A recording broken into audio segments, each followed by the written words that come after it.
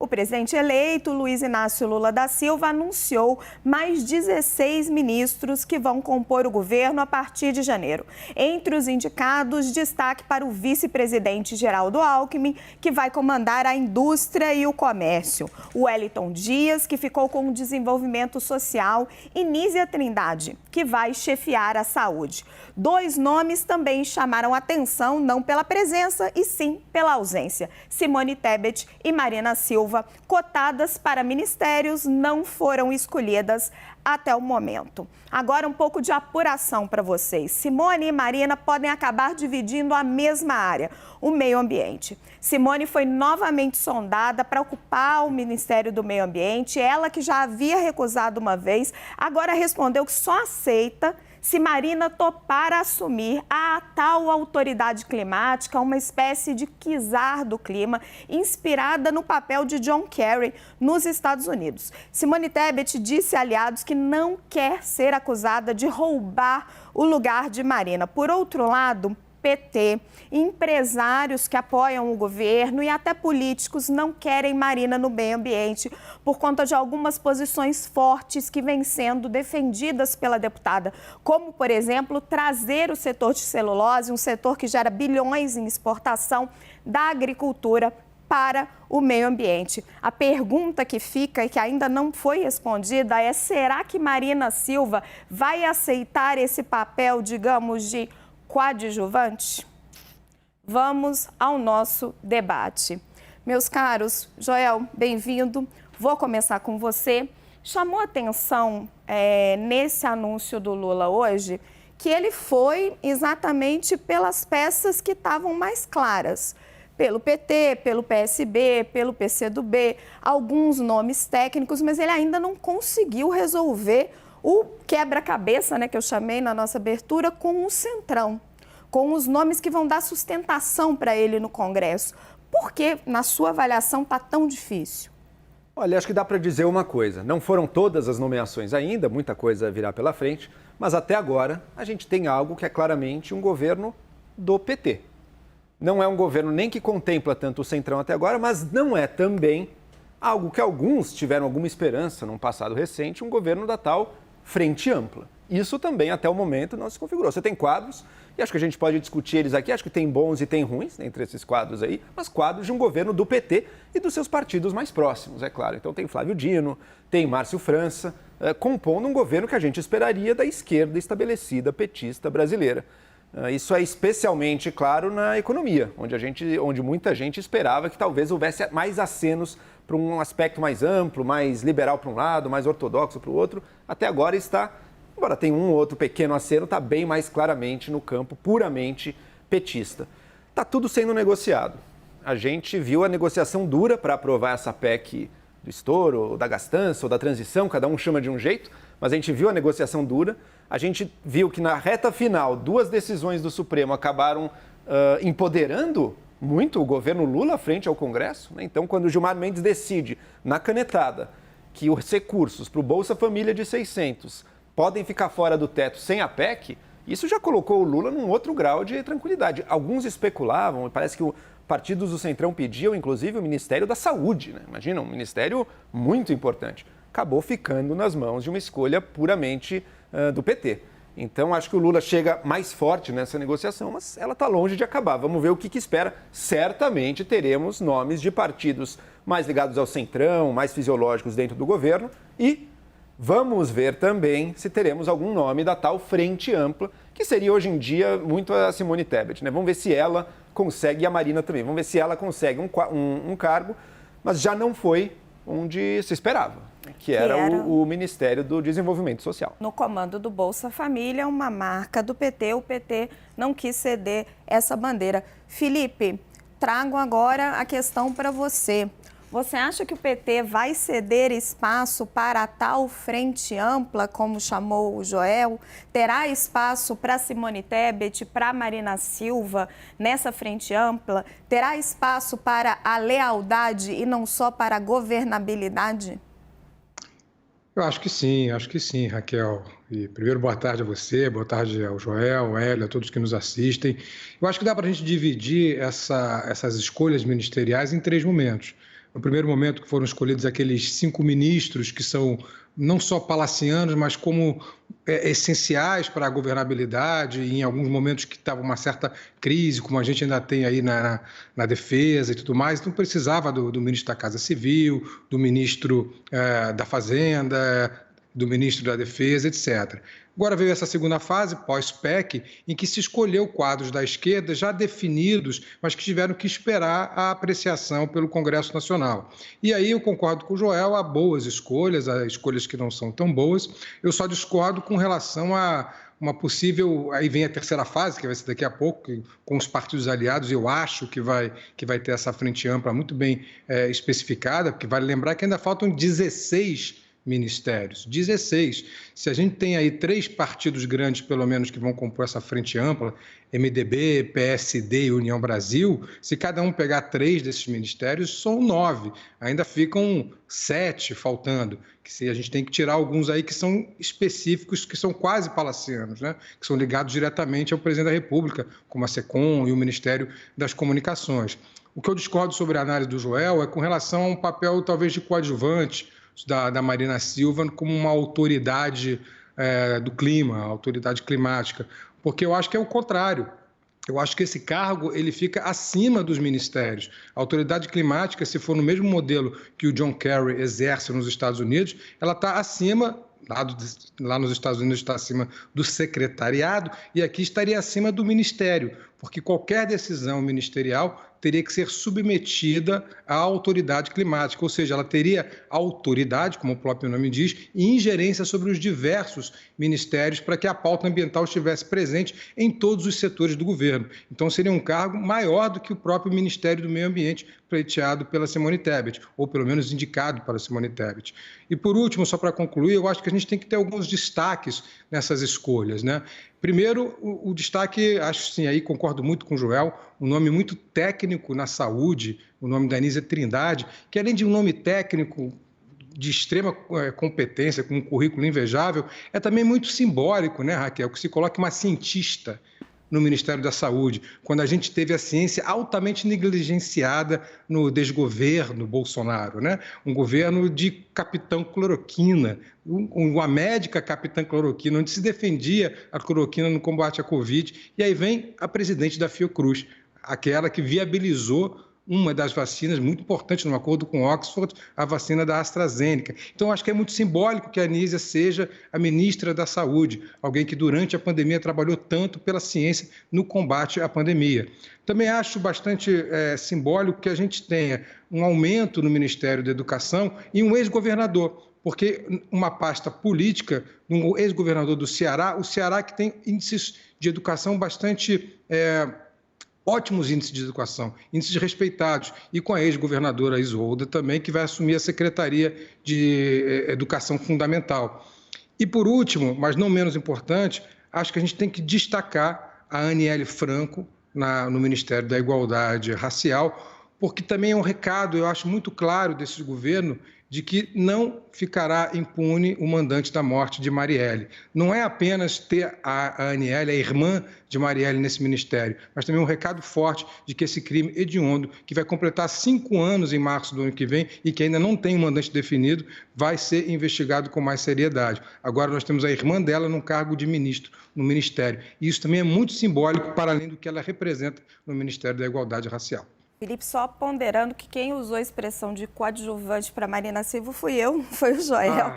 Eu estava me referindo ao fato de ela e Simone Tebet, se isso se confirmar, acabarem ocupando o mesmo espaço, que é o espaço meio ambiente, que ganhou muito destaque na discussão pública, mas ainda está longe do centro do poder.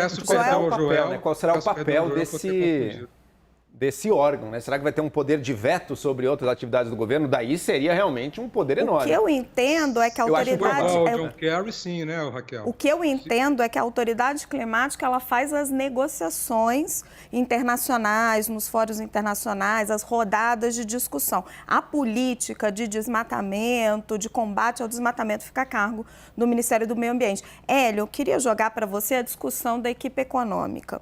Nós temos até agora Haddad no Ministério da Fazenda, Mercadante no BNDES, não temos Esther Dweck nesse cargo que foi criado de gestão, é um cargo meio que um RH do governo, e ainda não temos um ministro do planejamento. Teríamos Renan Filho numa tentativa de Haddad de se livrar dessa parte de negociação com o Congresso do planejamento e aí acomodar já um pouco o MDB, mas o Renan Filho não aceitou e a gente sabe que o Lula está com dificuldade, ele queria balancear a Haddad na Fazenda e um nome mais ortodoxo no planejamento.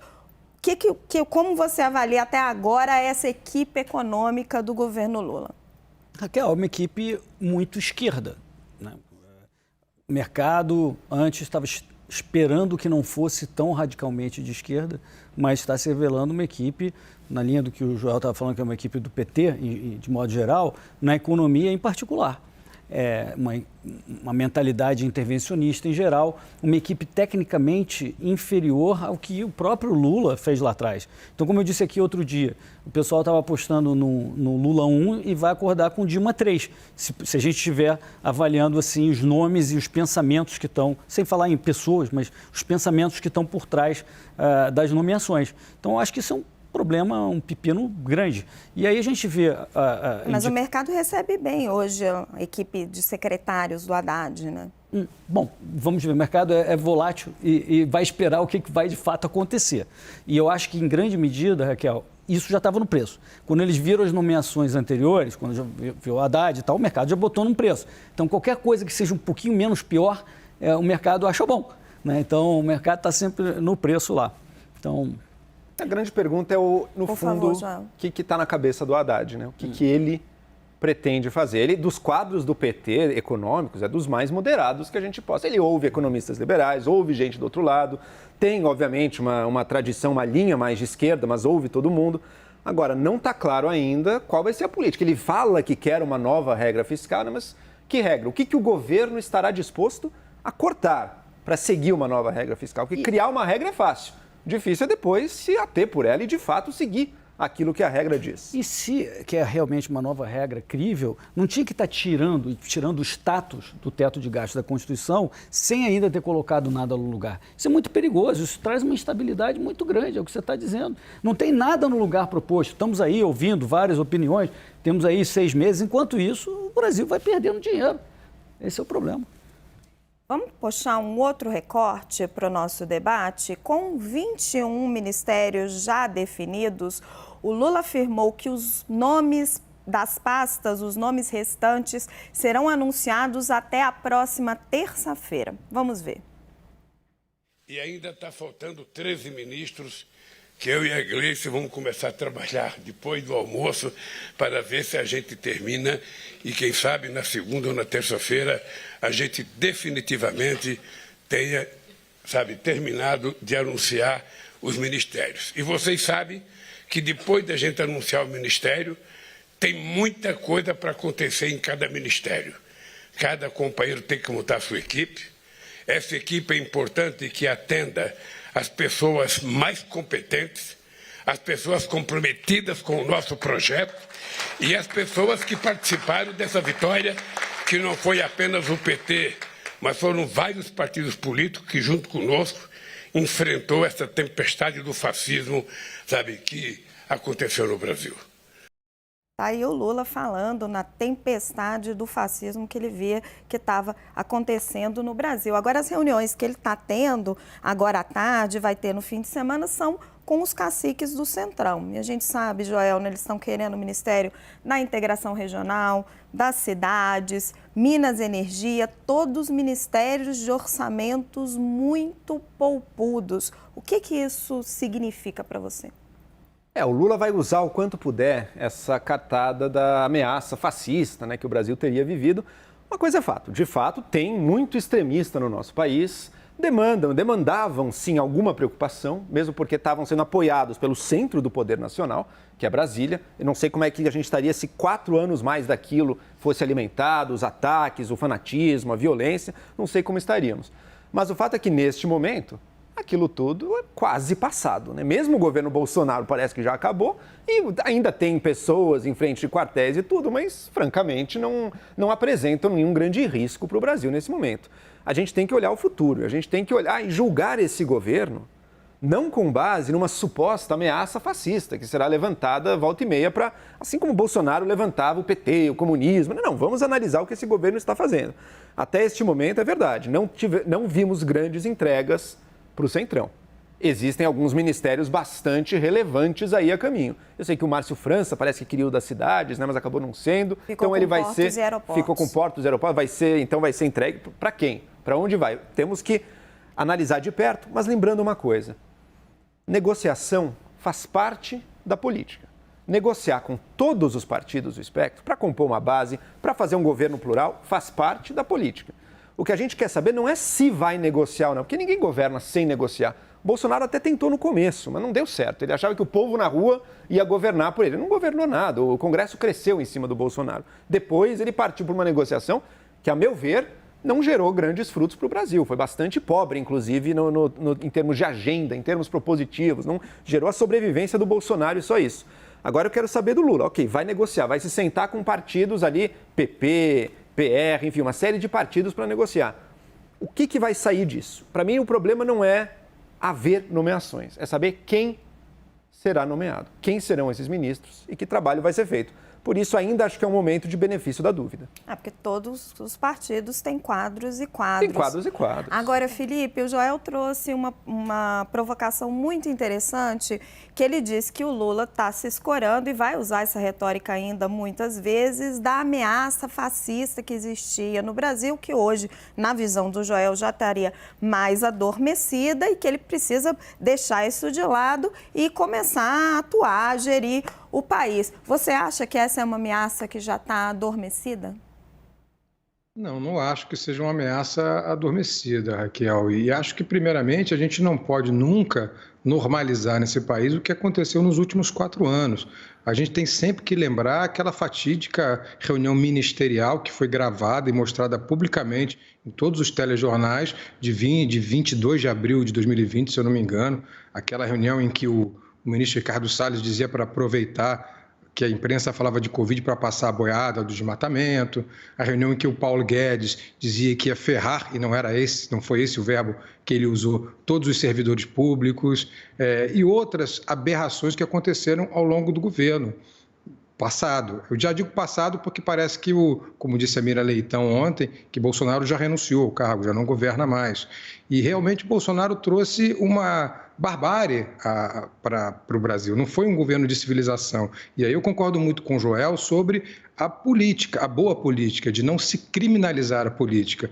Negociar cargos, negociar espaço no governo, é assim que se faz um governo realmente de coalizão, um governo que cede espaço para fazer a tal frente ampla que você mencionou no começo do programa. Mas voltando para a sua questão, eu acho sim que a gente ainda vive uma ameaça fascista, é um termo forte, mas se a gente usar conceitualmente o que significa o termo fascista em termos de práticas, talvez não seja um termo inadequado de se utilizar, talvez seja um termo muito adequado ao que a gente viveu nos últimos 4 anos. Mas mais do que isso, Raquel, eu acho que a grande missão que o governo Lula terá nesses próximos anos, nesse seu mandato, vai ser rearranjar políticas públicas que foram dizimadas ao longo dos últimos 4 anos. A gente falava sobre o Bolsa Família ou sobre o cargo de ministro do Desenvolvimento Social, que acabou ficando com alguém do PT, com o Wellington Dias, e o Bolsa Família, ele teve a sua função básica dizimada, ou seja, 21,5 milhões de pessoas recebem o Bolsa Família.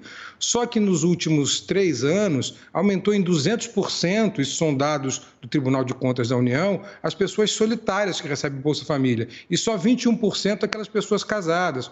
Ou seja, o Bolsa Família, na verdade, passou a ser um Bolsa desfamília ou contra a família, se você quiser, porque nunca é auditado o que as pessoas recebem. Além disso, a gente sabe que 350 mil pessoas receberam o benefício ao longo do governo Bolsonaro de forma inadequada. Então, estão incluídos militares, empresários, pessoas que têm renda.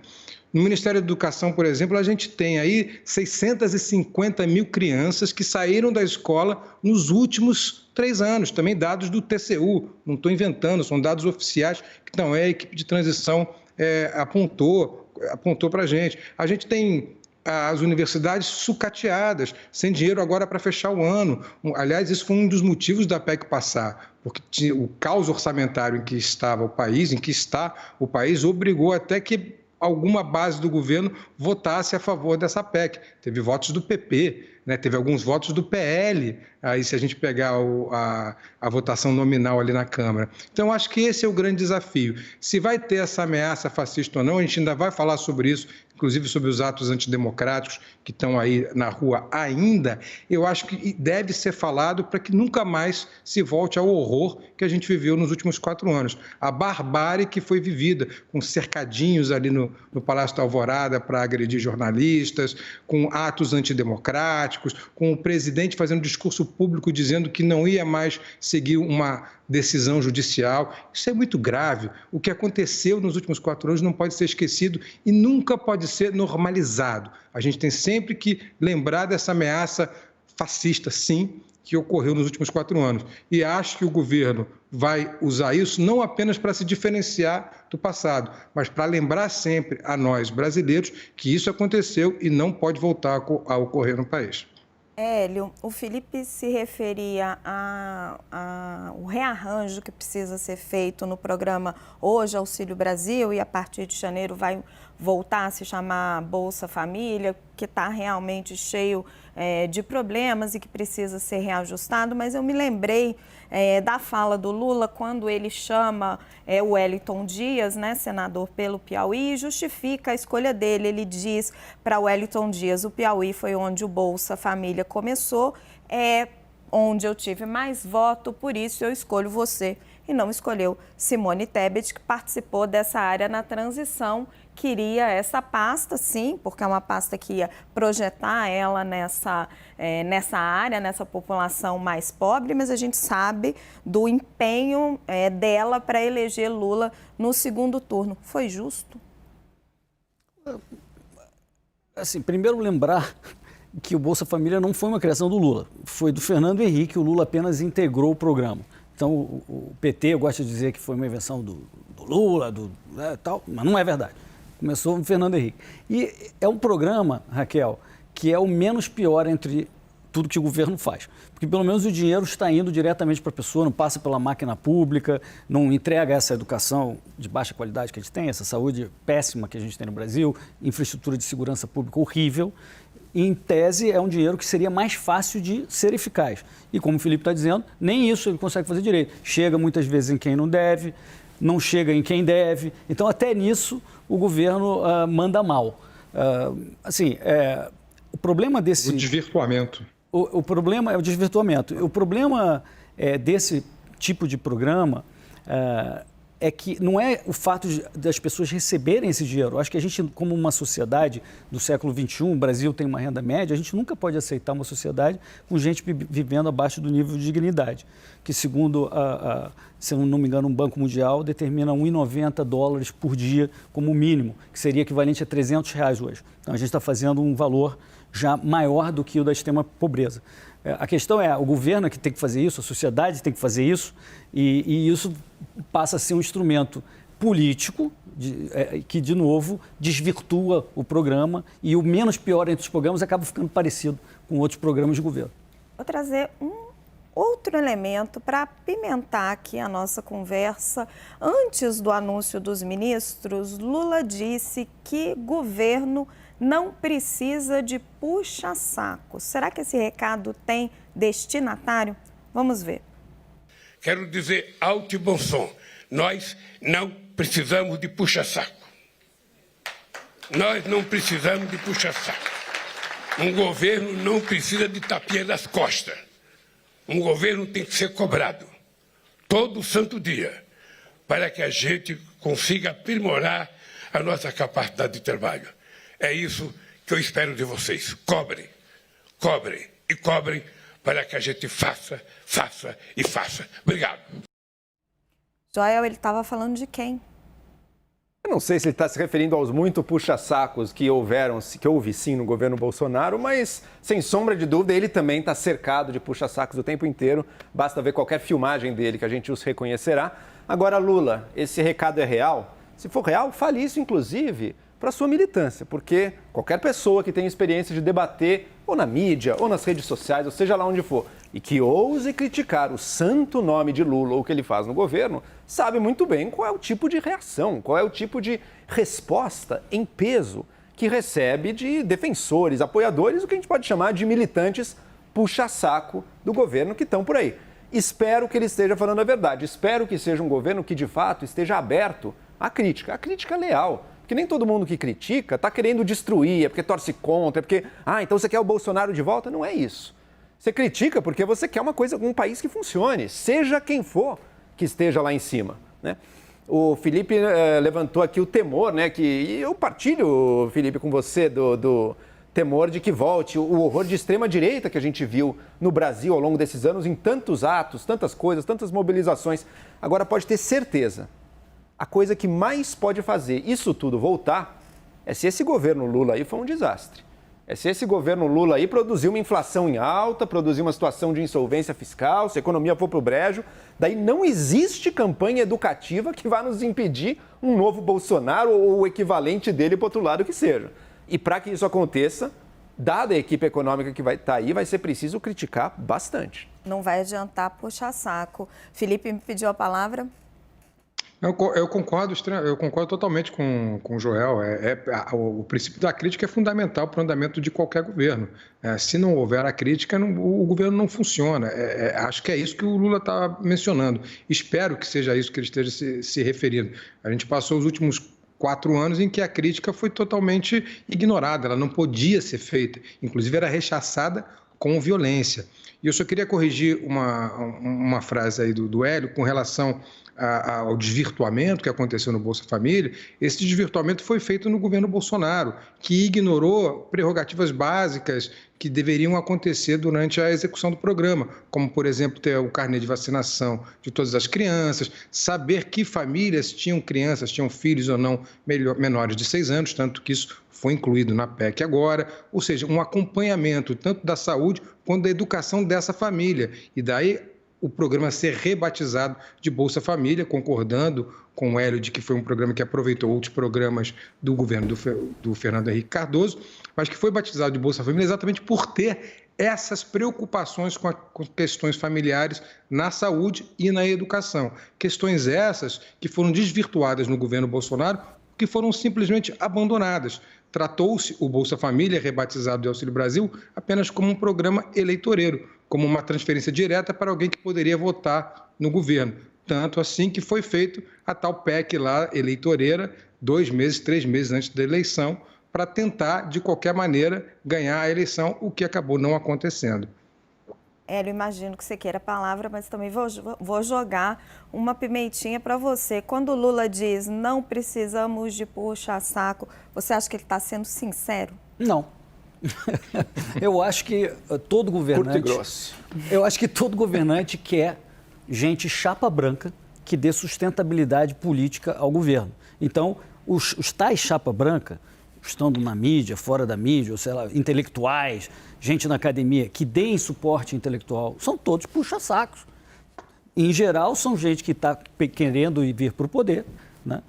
E a gente vê muito isso em agências reguladoras, gente que sai do mercado para ir para uma agência reguladora, depois sai da agência reguladora, vai para o mercado ganhando muito mais. O governo, o poder, ele traz muito dinheiro para pessoas. Então, tem muita gente que tem interesse em ser puxa-saco e o governo tem interesse em ser puxa-saco. Então, eu acho que esse negócio de aumentar as verbas de comunicação faz parte do cordão de puxa-sacos que todo governo precisa ter aqui. Não tem, independe de quem é governante. Agora, um segundinho eu queria falar sobre o que o Joel falou, que ele mencionou que a gente pode ter um problema grave econômico, dado o que a gente está vendo aí na mesa, né, de planos, indicações, nomes. Ele mencionou a inflação. Eu ia dizer o seguinte, que o melhor quadro da equipe econômica do Lula não é dele, é o Roberto Campos Neto, que vai até 2024 garantir que pelo menos a inflação não vai ser tomada por um político. Eu estou preocupado com o que vem depois de 2024. Aliás, ano que vem já tem nomeação de diretores. Vamos ficar de olho, porque a partir daí a gente já pode ver se também é planejado uma tomada do Banco Central. Porque, veja, o que está se discutindo aqui com toda essa gastança de PEC, etc., é a sustentabilidade da dívida pública brasileira. Está havendo dúvidas sobre a solvência do Brasil um pouco mais para frente, alguns anos mais para frente. Uma forma de isso ser diminuído seria dar um calote inflacionário, que aí você diminui o tamanho da necessidade de endividamento público. E é aí que vai estar o jogo. É aí que a gente tem que observar. Se vai parar no que o Joel está dizendo, que é uma volta da inflação para dar um calote, entre aspas, inflacionário, ou se a gente vai continuar fazendo gastança e aumentando dívida pública, que é o que está na mesa com a PEC. Joel, uma observação do Hélio para você. Ele diz: todo governo gosta de puxa-saco.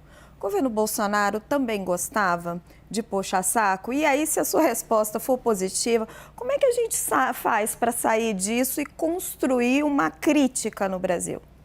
Primeiro, é da natureza humana gostar de ser admirado, ser elogiado, ser adulado. Isso todo mundo tem algo na pessoa, gosta daquilo, todos nós gostamos.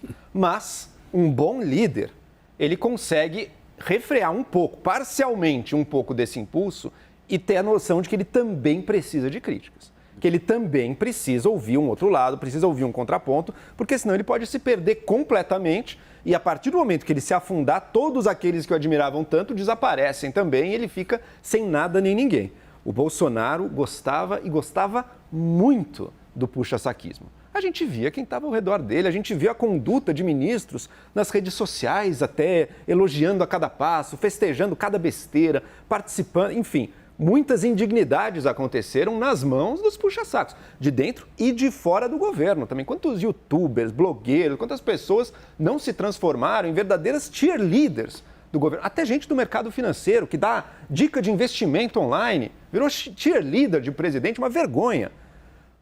Vamos ver se o Lula faz diferente. O Hélio tem certeza de que ele está mentindo. Eu ainda espero que o Lula possa estar querendo construir um legado agora e possa realmente estar disposto a mudar. Mas, de fato, ele é cercado pelas mesmas pessoas desde sempre, ele ouve essas mesmas opiniões desde sempre. E eu acho até curioso que depois de tudo que ele passou, que ele deveria saber que o que houve de melhor em termos de gestão econômica foi justo no primeiro governo dele e que aquelas pessoas até que estavam próximas dele ali não estão mais. E que ele, portanto, poderia ter a noção de que, peraí, Lula, talvez você precise ter um pouco mais de diversidade aí na sua área econômica. Ainda não acabaram as nomeações, a gente ainda vai ver mais coisas. Mesmo o Haddad tem alguns nomes que parecem bons. Eu acho que o Bernardo Api, da reforma tributária, nossa, se o Brasil fizer essa reforma tributária, é um grande avanço para o Brasil, não tenho a menor dúvida. Rogério Seron mas peraí, Hélio, antes de você discordar de mim, eu vou concordar com você. Mas como o Hélio disse, a questão do gasto público, ela inspira receio. Porque não basta querer ter o equilíbrio fiscal, querer ter uma regra fiscal. É preciso estar disposto a cortar. É o que eu digo. Tem gente que está recebendo recurso público, que esperaria no futuro receber recurso público e que o governo vai ter que dizer não. E é gente que tem justificativa, tem os melhores argumentos do mundo, tem todos os motivos, mas vai ter que ouvir um não. O governo vai ter que ter essa coragem. Ainda não sabemos quem vai ter, se ele vai ter e quem vai ouvir esse não. Felipe, uma provocação quase intelectual do Joel para você. Ele está dizendo que o líder tem que ter a sabedoria de se cercar de gente que também faz crítica. E a sociedade? Ela tem que ter essa sabedoria de cobrar do governo e não de ir caminhando nessa vassalagem? Tem, claro que tem. Tem que cobrar o tempo inteiro. Aliás, esse é o princípio da república, né? Da coisa pública, né? É de todos nós, né? Quando você vê um equipamento público quebrado, aquele equipamento, muitas vezes a pessoa pensa, isso aqui não pertence a ninguém. Não, é o contrário, pertence a todos. Então, todos nós somos responsáveis por essa coisa pública, por essa república. E também cabe ao líder, como muito bem o Joel mencionou, ter figuras que o critiquem e que o tragam de volta à realidade. Porque sim, aí eu concordo com ambos, com o Hélio e com o Joel, o poder é inebriante, é muito inebriante até. E as pessoas acabam se cercando de puxa-sacos sim. Mas os bons líderes, eu vou lembrar só duas pessoas que fizeram esse papel em governos recentes. Me lembro que o Brizola tinha no Darcy Ribeiro essa figura. O professor Darcy sempre batia de frente em algumas questões com o Brizola e trazia o Brizola à realidade e era muito respeitado. O próprio Lula tinha o Gilberto Carvalho, seu chefe de gabinete, que também fazia esse papel, que depois virou até ministro. Era muito próximo ao Lula e fazia esse papel quando ele foi presidente nos seus 2 mandatos. Não sei quem vai fazer esse papel agora. Espero que tenha alguém muito próximo ali do governo que possa criticar. Eu lembro de, no primeiro governo Lula, eu fazia um programa que era o Espaço Público, na antiga TVE, que depois virou TV Brasil, e era uma empresa pública. Eu criticava muito o governo Lula, muitos outros criticavam o governo Lula, e muitas dessas críticas eram aproveitadas, inclusive por membros do governo. Então, é assim que funciona. A sociedade, através da imprensa, através da participação direta, ela pressiona, ela critica, ela principalmente questiona o que o governo faz. Porque questionar é uma forma de trazer para o debate. E é o debate que a gente quer para poder ter um governo melhor e uma sociedade melhor e plural também.